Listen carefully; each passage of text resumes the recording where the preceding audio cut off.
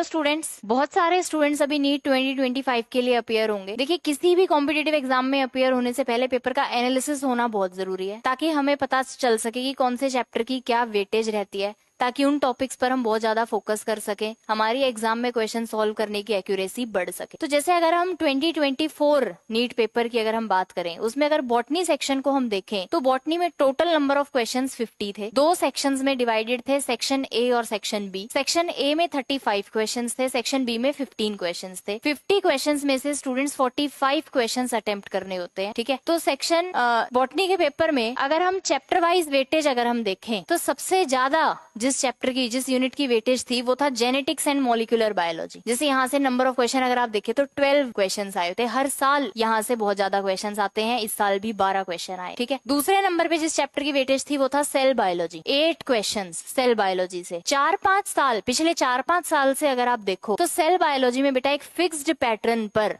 लगातार क्वेश्चन आ रहा है, लगातार वहां से एक क्वेश्चन आता है। इस साल वहां से 2 क्वेश्चन आए थे। वो पेज है, जैसे हम क्लास में जब पढ़ाते हैं तो हम बताते भी हैं कि मियोसिस 1 का प्रोफेज 1 वाला जो पेज है वहां से फिक्स्ड, वहां से क्वेश्चन आता है। इस साल वहां से 2 क्वेश्चन थे। थर्ड नंबर पे जिस चैप्टर की वेटेज थी, जिस यूनिट की, वो है plant physiology. Again 8 number of question. Fourth number पे इकोलॉजी। इकोलॉजी से भी 8 नंबर ऑफ क्वेश्चन हमारे एग्जाम में आए थे। उसके बाद प्लांट मॉर्फोलॉजी 5 क्वेश्चन। पिछले साल अगर मॉर्फोलॉजी से जैसे 3 क्वेश्चन थे, ठीक है, इस साल 5 क्वेश्चन है। प्लांट डाइवर्सिटी से 3 क्वेश्चन थे। प्लांट अनेटमी 3, हर साल 2 से 3 क्वेश्चन ही आते हैं इधर से, इस साल भी 3 ही थे, ठीक है।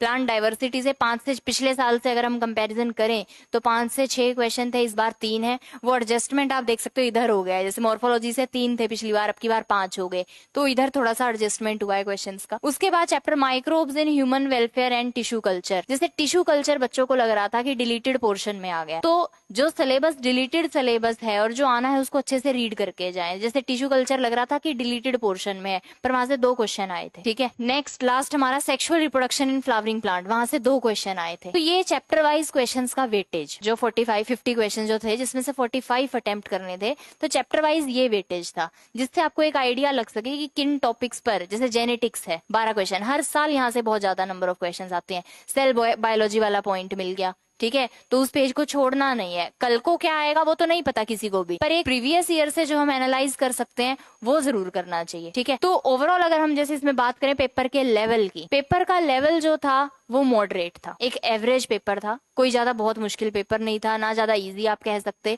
ठीक है। जिसने बहुत ज्यादा, जो भी ये कॉम्पिटिटिव एग्जाम होते हैं सबको पता हो तो ये हमारी मेंटल एबिलिटी को ही तो चेक करते हैं।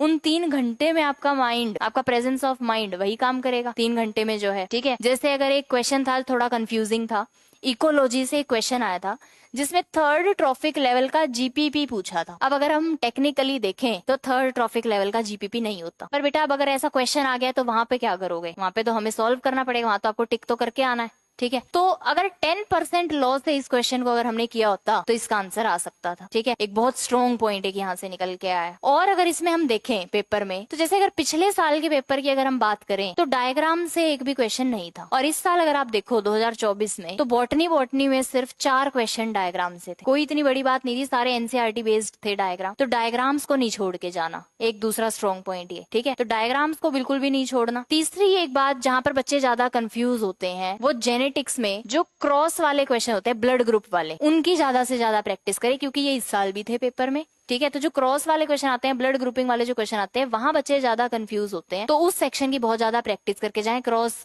वाले क्वेश्चंस बहुत ज्यादा अटेम्प्ट करके जाएं, ठीक है। तो ये सब कुछ पॉइंट्स थे जो आपको आपकी नीट 2025 की प्रिपरेशन में बहुत ज्यादा मदद कर सकते हैं, ठीक है। Thank you students.